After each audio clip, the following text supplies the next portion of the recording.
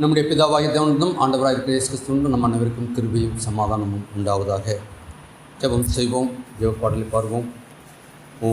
வசனம் தியானிக்கையில் இதயமதில் ஆறுதலே காரிருளில் நடக்கையிலே தீபமாக வழி நடத்தும் காரிருளில் நடக்கையிலே தீபமாக வழி நடத்தும்.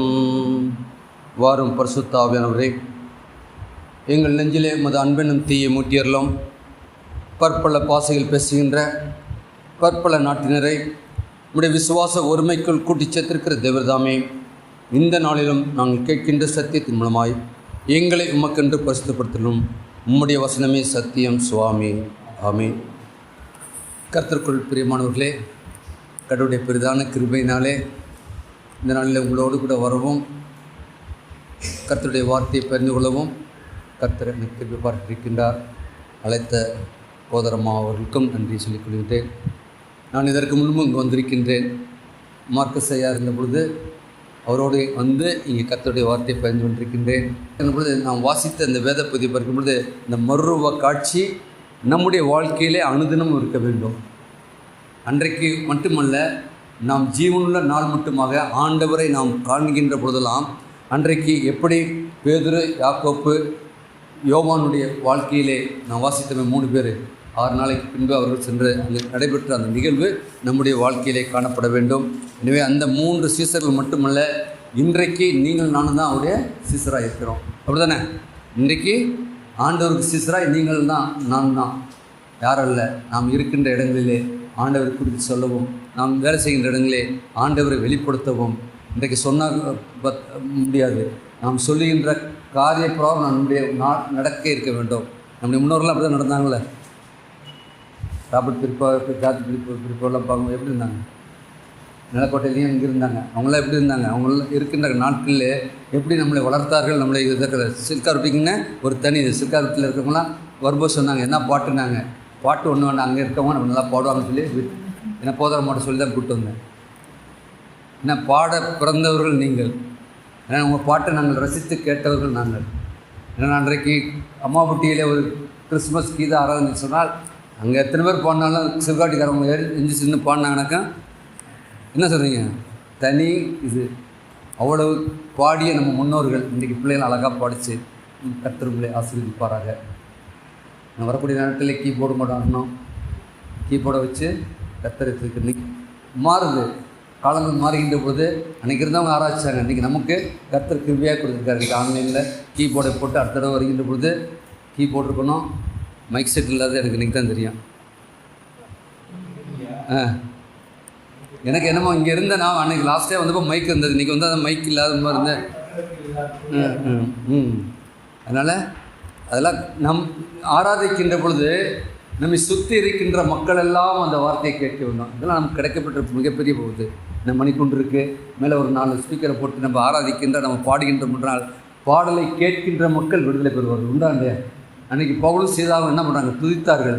இரவு வேளையிலே அவர்கள் கட்டப்பட்டிருந்தார்கள், கட்டப்பட்ட வேலையும் துதித்தார்கள். ஒருவேளை நம்முடைய வாழ்க்கையிலும் ப்ராப்ளம் உண்டு, பிரச்சனைகள் உண்டு. ஆனால் தேவ சமூகத்தில் வந்து நம்ம துதிக்கின்ற பொழுது கட்டுகள் நமக்கு மட்டுமல்ல, நம்ம சுற்றி இருக்கின்ற மக்கள். அது நல்ல மத்திய பகுதியில் சில்கார்பட்டில் நல்ல சந்தில் இருக்குது. மற்ற இதில் நம் யாரும் இல்லை, நம் கடவுளுடைய வார்த்தையை சொல்லுகின்றோம். கடவுளுடைய வார்த்தை அவர்களை விடுதலையாக்கும். சத்தியத்தை அறிவீர்கள், சத்தியம் உங்களை விடுதலையாக்கும். வாசித்த அந்த 14ஆம் அதிகாரம், மத்தேயு 14ஆம் அதிகாரம் 1 முதல் 9 வசனங்கள் நாம் வாசிக்க கேட்டோம். அதை 2 சிறு தலைப்புகளிலே தியானிக்க பரிசுத்த ஆவியானவர் நமக்கு கிருபை செய்வார். 1 கண்டனர், 2வது கேட்டனர். 1 கண்டனர், 2வது கேட்டனர். அங்கே பார்க்கின்ற பொழுது 1 முதல் 4 வசனங்கள் பாருங்கள், வாசிக்கலாமே. 6 நாளைக்கு, மத்தேயு 17ஆம் அதிகாரம். 6 நாளைக்கு பின்பு இயேசு பேதுருவையும் யாக்கோப்பையும் அவர் சகோதரர் யோவானையும் கூட்டிக் கொண்டு தனித்திருக்கும்படி உயர்ந்த மலையின் மேல் போய் அவர்களுக்கு முன்பாக மர்வமானார். அவர் மூலம் சூரியன் போலவும் முகம் அப்பொழுது மோசேயும் எலியாவும் அவரோடு பேசுகிறார் காணப்பட்டார். அப்பொழுது இயேசுவை நாம் இங்கு இருக்கிறது நல்லது,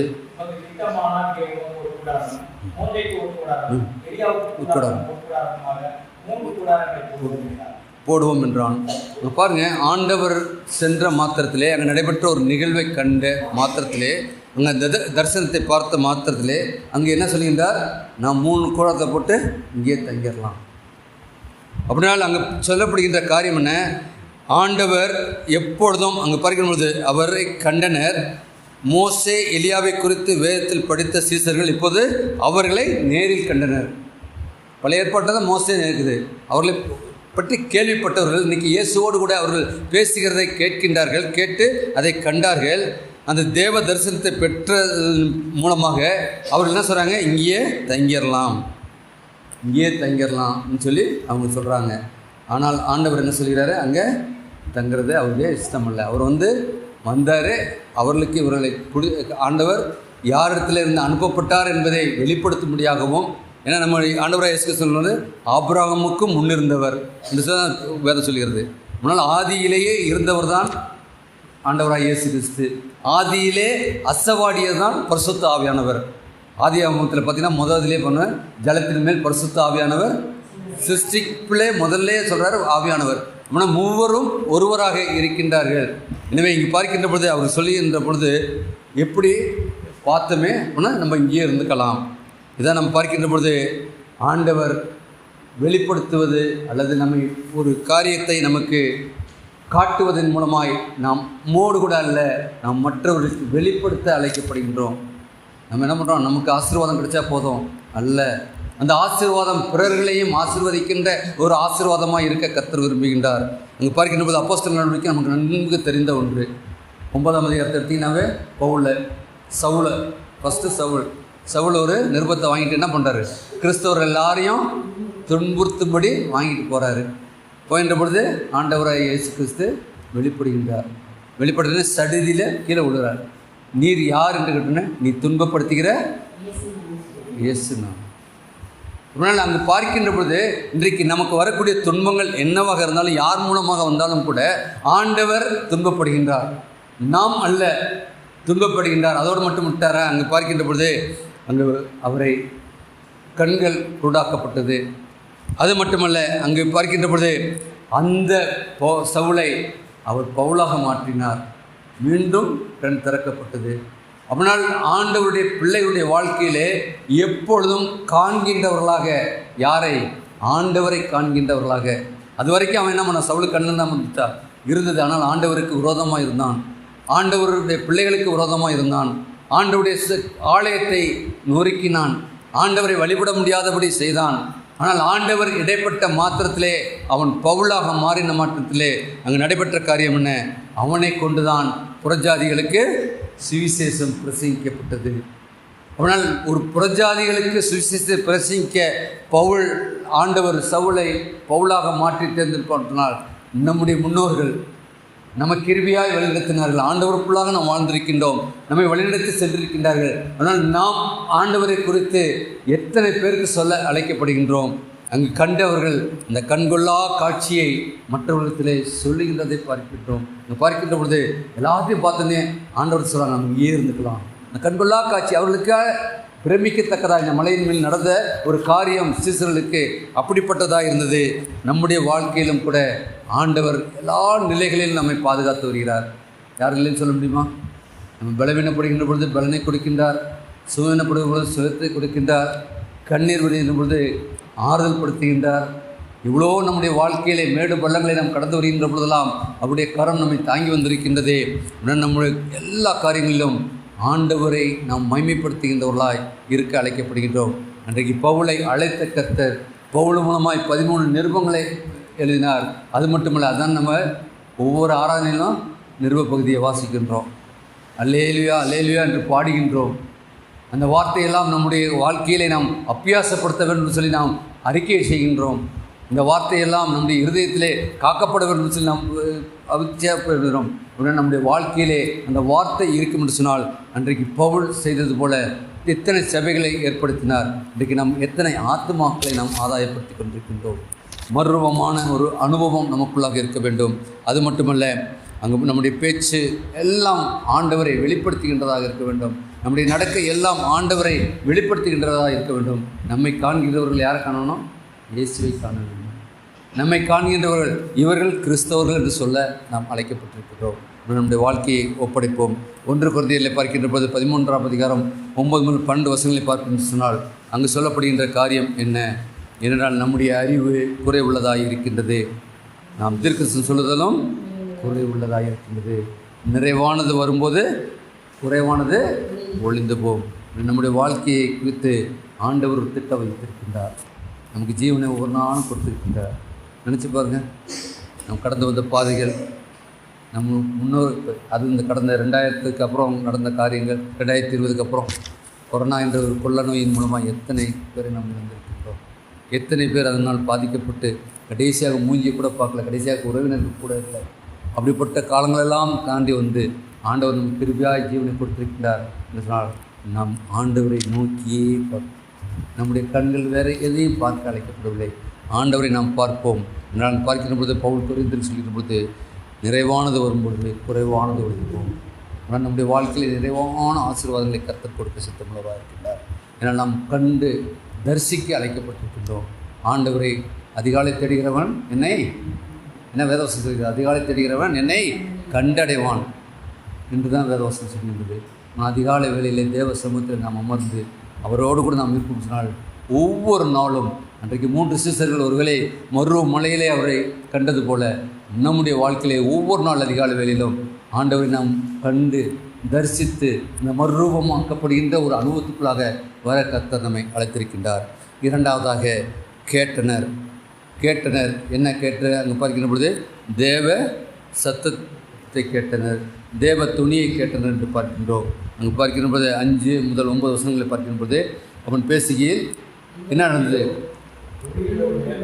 இதோ ஒளி உள்ள ஒரு மேகம் அவர் மேல் நிலைத்தது. இவர் என்னுடைய நேசகுமாரன், இவர்கள் பிரியமாக இருக்கிறேன், இவருக்கு செவிகள் இருந்தது. அந்த மேகத்திலிருந்து ஒரு சத்தம் உண்டாயிற்று. இதே சத்தம் எங்கே கிடைச்சு? ஆண்டவராக இயேசு கிறிஸ்து யோவான் ஸ்தானத்தில் ஞானஸ்தானம் எடுக்கப்படுகிற போது, இவர் என் நேசகுமாரன், இவர்கள் பிரியமாக இருக்கிறேன்னு சொல்லி வானம் திறந்தது. புறாவடிவிலே பரிசுத்த ஆவியானவர் சொன்னார். இன்றைக்கும் அங்கு மருவமலையிலும் அதே வார்த்தை. முன்னால் நம்முடைய வாழ்க்கையிலே ஆண்டவரை போல நம்மை யார் பார்த்தாலும் ஒரு தேவனுடைய பிள்ளைகள் என்று சொல்லத்தக்கதான ஒரு வாழ்க்கை வாழ அழைக்கப்படுகின்றோம். அது மட்டுமல்ல, அவன் அங்கு ஒரு ஒளி வந்தது. ஒளி மேகம் போல. ஒளி என்பது நமக்கு தெரியும். ஒளி, நாம் எல்லாரும் என்ன? ஒளியின் பிள்ளைகள். நம்ம எல்லாரும் ஒளியின் பிள்ளைகள் தானே. நாம் இருளுக்கு அப்படிதான் வேதம் சொல்லுவோம், நாம் இருளுக்கு உரியவர்கள் அல்ல, நாம் ஒளியின் பிள்ளைகளாக இருக்கின்றோம்.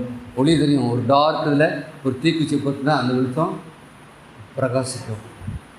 நம்முடைய வாழ்க்கையிலே எத்தனை ஒளிகள் இருந்தாலும் கூட நாம் ஆண்டவருக்கென்று ஒளி வீச நாம் அழைக்கப்பட்டவர்களாக இருக்கின்றோம். நீங்கள் அங்கே பார்க்கின்ற பொழுது இதுவரை கேட்காத சத்தத்தை கேட்கின்றார்கள். இயேசுவை குறித்து பிதா சொன்ன சாட்சியை கேட்கின்றார்கள். தீர்க்கதரிசனம் கூறிய வார்த்தைகள் எல்லாவற்றையும் அங்கு கேட்கின்றார்கள். அது மட்டுமல்ல, மேகத்திலிருந்து வந்த சத்தத்தை கேட்ட சீசர்கள் பயந்து முகங்குப்புற விழுந்தனர் என்று சொல்லி பார்க்கிறோம். அங்கே பார்க்கிறோம் 6ஆம் வசனம் சொல்கிறது, சீசர்கள் அதை கேட்டு முகங்குப்புற விழுந்து பயந்தார்கள். அப்படின்னா கடவுளுடைய வார்த்தை மேலே இருந்து கேட்ட மாத்திரத்திலே சீசர்கள் பயந்தார்கள், முகங்குப்புற விழுந்தார்கள் சொன்னால், நம்முடைய வாழ்க்கையிலே ஆண்டவருடைய சத்தத்தை ஒவ்வொரு நாளும் கேட்க நாம் ஆண்டவருடைய பாதப்படியிலே முகங்குப்புற விழுந்து, ஆண்டவரே நீர் சொல்லும் நான் கேட்க என்று சொல்லி நம்மை அர்ப்பணிக்க அழைக்கப்படுகின்றோம். என்னால் அங்கு பார்க்கின்ற பொழுது ஆண்டவருடைய வார்த்தையை கேட்கின்ற பொழுது அங்கு ஒரு மகிமை பிரகாசிக்கின்றது. அங்கு பாவ நிலைமை அவர்களுக்கு வெளிப்படுத்தப்படுகின்றது. ஏன் கொடுக்குறாங்க, பயக்கிறாங்க. ஒரு பரிசுத்த உள்ள ஒரு சத்தம் கேட்குது. நாம் மனிதர்கள் பாவம் நிறைந்தவர்கள் ஆண்டவரோடு கூட இருக்கின்றோம்னு சொல்லி அவர்கள் அங்கு பாவ உணர்வு அவர்களை புதியதை பார்க்கிறோம். எனவே அவர்கள் பாவத்திலே விழுந்தார்கள். நம்முடைய வாழ்க்கையிலும் இன்றைக்கு நாம் திருவிருந்திலே பங்கு கொள்ள இருக்கின்றோம். ஆண்டவருடைய திரு ரத்தத்தின் மூலமாய் நாம் சுத்திகரிக்கப்பட இருக்கின்றோம். உடன் நம்முடைய வாழ்க்கையிலே செய்த எல்லா காரியங்களையும் கர்த்தர் அறிந்திருக்கின்றார். எனவே ஆண்டவரே, நானாக வருகிறேன் ஆண்டவரே, நான் பாவி ஆண்டவரே, ஆனால் உம்முடைய பரிசுத்த பந்தியிலே வருகின்ற போது நீர் எனக்காக சிந்தின அந்த பரிசுத்தமுள்ள ரத்தம் என்னை சுத்திகரித்து என்னை பரிசுத்தப்படுத்தும் என்று சொல்லி நாம் முகங்குப்புற விழுந்து நாம் அவருடைய திருரத்தையும் திருசரீரத்தையும் பெற்றுக்கொள்ள இந்த நாளை அழைக்கப்பட்டிருக்கின்றோம். அன்புக்குரியவர்களே, எரேமியா தீர்க்கதரிசன புஸ்தகம் 1ஆம் அதிகாரத்தில் பார்க்கின்ற பொழுது 4 முதல் 10 வசனங்களே அங்கு எரேமியாவை அழைக்கின்றார். எரேமியா அழைச்சனே, எரேமியா போயிட்டார். உடனே மோசை அழைச்சனே, மோசை போல நான் திக்கு வாயின்னு சொல்லி இது பண்ணுறார். ஆனால் ஆண்டவர் என்ன சொல்கிறார்? யாரை முன்குறித்தாரோ அவர் அழைத்து இருக்கிறார். எரேமியாவை அழைத்த பொழுது எரேமியா 1ஆம் அதிகாரம் 4ஆம் வசனம் வாசிக்கலாம். எரேமியா 1ஆம் அதிகாரம் 4ஆம் வசனம்.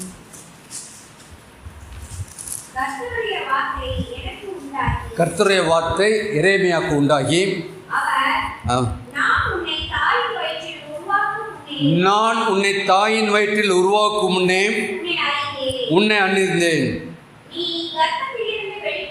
நீ கர்ப்பத்திலிருந்து வெளிப்படும் முன்னே நான் உன்னை பரிசுத்தம் பண்ணி உன்னை ஜாதிகளுக்கு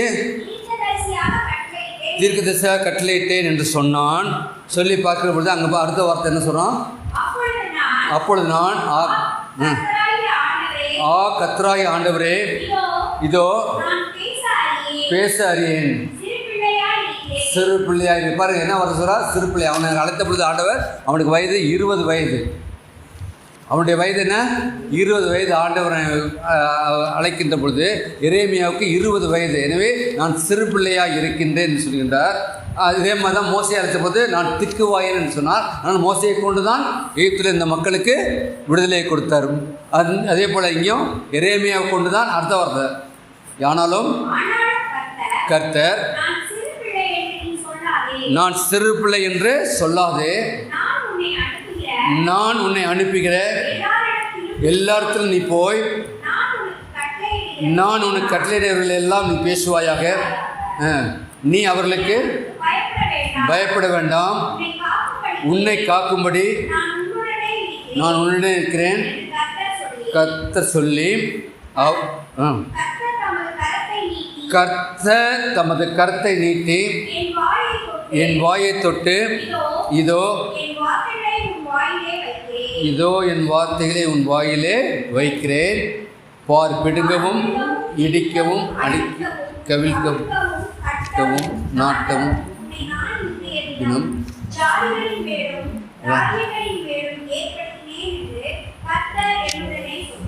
கர்த்தர் என்னுடைய சொன்னார். ஆண்டவர் அழைக்கின்ற பொழுது எரேமியா எவ்வளவு இது சொல்கிறான்? நான் சிறு பிள்ளை. ஆண்டவர் சொல்கிறார், சிறு பிள்ளைன்னு சொல்லாத சொல்லி, நான் உண்டு யாருக்கும் பயப்படாத, நான் பேச வேண்டிய வார்த்தையை நான் கொடுப்பேன், நீ தைரியமாக படுத்துகின்ற கர்த்தர். அங்கே பார்க்கின்ற பொழுது பயப்பட வேண்டாம், உன்னை காக்கும்படி நான் உன்னோடு கூட இருக்கிறேன் என்று. நம்முடைய வாழ்க்கையிலே நாம் பயந்து வாழ அழைக்கப்பட்ட மக்கள் அல்ல. நம்முடைய வாழ்க்கையிலே பயம் இன்றைக்கு எல்லாருடைய வாழ்க்கை இருக்கா இல்லையா? எல்லாருடைய வாழ்க்கையில் இருக்குது. பெரியவங்களை பார்த்தா எப்படி நம்ம காலங்கள் போகுதோ, எப்படி நம்ம பலவீனங்கள் நீங்குமோ, நம்முடைய சுகவீனத்தின் எப்படி இருக்கே, நம்முடைய காலங்கள் எப்படி இருக்குமோ, நம்முடைய காரியங்கள், பிள்ளைகளை குறித்ததான கவலைகள், பேர பிள்ளைகளை குறித்ததான பிள்ளைகளை குறித்து தான் இன்றைக்கு இருக்கக்கூடிய காரியங்கள், இன்றைக்கு இருக்கக்கூடிய சூழ்நிலைகள், பிள்ளைகளுடைய வாழ்க்கையில் இன்றைக்கி பள்ளிக்கு போயிட்டால் திரும்பமாங்கிற இது இல்லை. அப்படிப்பட்ட ஒரு சூழ்நிலைகள் எங்கு பார்த்தாலும் நடந்து கொண்டிருக்கின்ற ஒரு காலத்திலே வாழ்ந்து கொண்டிருக்கின்றோம். அன்றைக்கு எரேமியா சொல்வது, பயப்பட வேண்டாம், நான் உன்னை காக்கும்படி உன்னோடு இருக்கிறேன் சொன்ன கர்த்தர் இன்றைக்கும் நம்மோடு கூட இருக்கின்றார். நம்மை காக்க அவர் வல்லமை உள்ளவராக இருக்கின்றார். அன்றைக்கு அங்கு பார்க்கின்ற பொழுது நடைபெற்ற காரியம், அன்றைக்கு மறுமருவ மலையிலே அவர் தன்னை வெளிப்படுத்தின பொழுது மேகம் வந்து முடிந்தது. இன்றைக்கும் நம்முடைய வாழ்க்கையிலே அன்றைக்கு எப்படி மேக ஸ்தம்பத்தினால் அவர்களை வழிநடத்தினாரோ, அக்னி ஸ்தம்பத்தினால் வழிநடத்தினாரோ, அதே போன்று நம்மையும் இன்றைக்கி வழிநடத்த சித்தமுள்ளவராக இருக்கிறார்.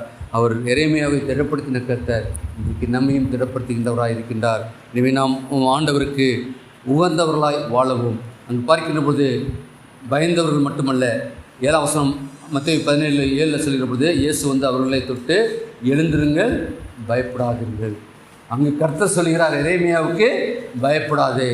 இங்கே இயேசுசாமி சீசர்களை என்ன சொல்கிறாரு? பயப்படாதீங்கள், எழுந்திருந்து நீங்கள் பயப்படாது என்றால், அவர்கள் தங்கள் கண்களை ஏறுத்து பார்க்கையில் யாரை பார்த்தாங்க? இயேசுவை தவிர வேறு ஒருவரையும் காணவில்லை. ஆம், அன்புக்குரிய திருச்சபை மக்களே, நம்முடைய வாழ்க்கையிலே நாம் எந்த சூழ்நிலையில் இருந்தாலும் சூழ்நிலை காண நாம் அழைக்கப்பட்டவர்கள் இல்லை. சூழ்நிலையை மாற்றுகின்ற ஆண்டவரை நாம் பார்க்க அழைக்கப்படுகின்றோம். நாம் யாரை பார்க்க? இயேசுவை அவர்கள் மட்டும்தான் பார்த்தார்கள். சூழ்நிலைகளை அவர்கள் பார்க்கவில்லை. அவர்கள் மீண்டும் எழுதுகிற பொழுது இயேசுவை எப்படி கண்டார்களோ அதே போல் நம்முடைய வாழ்க்கையிலும் நாம் இயேசுவை காணுவோம். இயேசுவை கண்டு அவருக்குள்ளாக வாழ்வோம். எதை குறித்தும் பயப்படாமல் இருப்போம். அது மட்டுமல்ல, அங்கு சொல்லுகின்ற பொழுது அவர்கள் மலையிலிருந்து இறங்குகிற பொழுது இயேசு அவர்கள் நோக்கி, மனுஷகுமாரன் மருத்துவத்திலிருந்து எழுந்திருக்கிற வரைக்கும் இந்த தரிசனத்தை ஒருவருக்கும் சொல்ல வேண்டாம். ஆண்டவரும் கூட நம்முடைய வாழ்க்கையிலே இடைபடுகின்ற போது என்ன சொல்ல வேண்டுமோ அதை கர்த்தர் வெளிப்படுத்துவார் என்று சொன்னால் நாம் சொல்லவும், கர்த்தர் அது வேண்டாம் என்று சொல்லுகின்ற பொழுது நாம் மற்றவர்களுக்கு சொல்லி ஆண்டவருக்கு ஏற்ற பிள்ளைகளாய் வாழவும். நம்முடைய வாழ்க்கையிலே அநேக காரியங்கள் நடக்கின்றது. நம் மனிதர்களிடத்திலே போய் அநேக காரியங்களை சொல்லிக் கொண்டிருக்கின்றோம். ஆனால் அந்த நாள் நமக்கு பிரச்சனை தீர்மா சொல்லுங்கள் பார்ப்போம். ஒரு பிரச்சனை இருக்குது, ஒரு பிரச்சனை போய் இன்னொருத்தர் பிரச்சனைன்னு சொன்னோம்னா இன்னும் 2 பிரச்சனை வரும். அப்படி தான் இன்றைக்கி வாழ்க்கை. இன்றைக்கி மக்கள் மத்தியிலே பிரச்சனை மேல் பிரச்சனை வருவதற்கு காரணமே ஒரு பிரச்சனையை போய் சொல்லுகின்ற பொழுது அடுத்த பிரச்சனை வருகின்றது.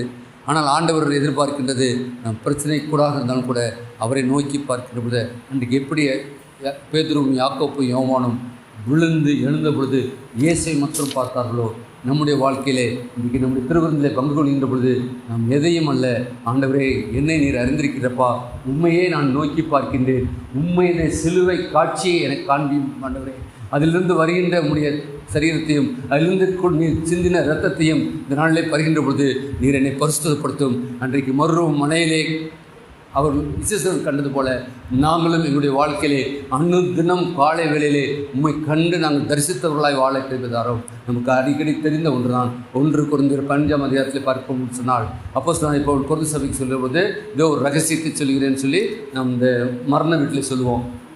மருத்துவர்கள் முதலாவது இருந்திருப்பார்கள். உயிரோடு இருக்க நாமும் என்ன பண்ணுவோம்? மறுரூபமாக்கப்படுவோம். நீங்கள் சொல்லிடுற பொழுது ஆண்டவருடைய வருகை இமைப்பொழுது இருக்கும் வந்து நம்ம காட்டுவார். அவருடைய வருகை என்பது நமக்கு காணப்படுகிறது.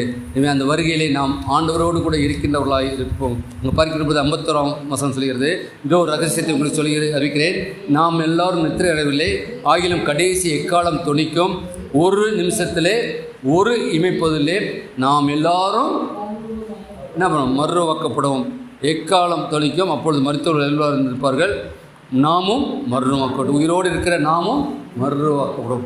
ஆண்டவர் மாத்திரம் இன்றைக்கி மறுரூபமாக்கப்பட்ட மலையிலே அல்ல, நம்முடைய வாழ்க்கையிலும் நாம் கூடி வருகின்ற வேளையிலே ஆண்டவர் நம்மோடு கூட இடைபடுகின்றார். ஆண்டவரே, அப்படிப்பட்ட ஒரு வாழ்க்கையை எங்களுக்கு தாரும் ஆண்டவரே. நாங்களும் கூட உம்முடைய வருகையிலே மறுரூபமாக்கப்பட்டவர்களாய் எங்களுடைய வாழ்க்கையை இந்த உலகத்துக்கு உரியதல்ல, உம்மோடு கூட நித்தியத்துக்குரிய வாழ்க்கை என்பதை நாம் ஒப்படைப்போம். அப்படிப்பட்ட ஒரு வாழ்க்கையை வாழ உங்களுக்கும் எனக்கும் பரிசுத்த ஆவியானவர் நம்மை கிருபையும் ஒத்தாசையும் செய்வாராக. ஆமென். ஜெபம் செய்வோம். மகா கிருபையும் இரக்கமுள்ள கர்த்தாவே, நீர் எங்களை கிருபையாய் கொடுத்த ஜீவனுள்ள வார்த்தைக்காக நன்றியோடு மித்திருக்கிறோம், பஸ்தோத்திருக்கிறோம். கர்த்தாவே, இந்த நாளிலும் கர்த்தாவே கொடுத்த வார்த்தைக்காக நன்றி. கர்த்தாவே, நாங்களும் ஒவ்வொரு நாளும் எங்களுடைய வாழ்க்கையிலே ஒரு மறுரூபமான ஒரு வாழ்க்கை வாழ எங்களுக்கு ஜெபிக்கிறோம். உண்மை கண்டு நாங்கள் தரிசித்து கர்த்தாவே உண்மை மாத்திரம் நாங்கள் நோக்கி பார்க்கத்தக்கதாய் அன்றைக்கு ஜீசர்கள் கர்த்தாவே கண் விழித்த பொழுது உண்மை மட்டும் கண்டது போல நாங்களும் எங்களுடைய வாழ்க்கையிலே ஒவ்வொரு நாளும் அதிகாலை வேலையை உண்மை மட்டும் கண்டு நாங்கள் இந்த உலகத்துக்குள்ளாக செல்ல கிருபைதாரும் எங்களை தாழ்த்தி முடி கருத்தில் ஏற்படுகின்றோம். பொறுப்படுத்திக்கொள்ளும் வழிநடத்தும். எல்லா துதி கணமையும் முத்தடிக்கின்றோம். நீ பிரேசம் ஜெபிக்கிறோம் நல்ல பிதாவே. ஆமீன்.